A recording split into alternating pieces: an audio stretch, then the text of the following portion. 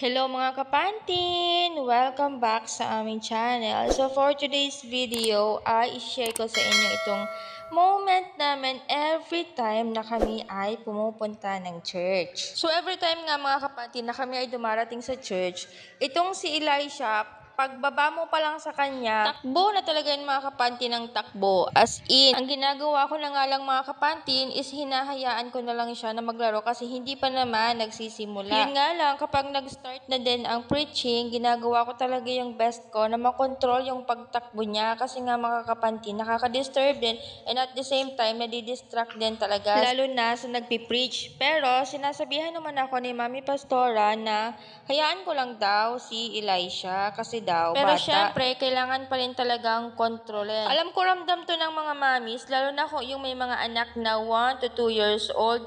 Naku, nandyan talaga yung stage ng mga bata na panay takbo ng takbo, laro ng laro. E paano kapag nasa loob ng simbahan? Syempre, hindi pwede na hinahayaan lang natin sila. Kailangan natin silang bantayan, kargahin para hindi din sila nakaka-stop. Siyempre, as a family, hindi naman natin pwede na iwanan sila kasi kung iisipin natin na baka kung hindi naman tayo makapag-focus, siyempre kailangan natin silang sanayin na every Sunday nasa simbahan sila and masanay sila na nakikinig ng preaching or ng mga salita ng Lord. Buti na nga lang din mga kapantin ay tinutulungan ako ng aking asawa sa pagbabantay sa aming dalawang anak. For the outfit nga mga kapantin, yung dalawang bata.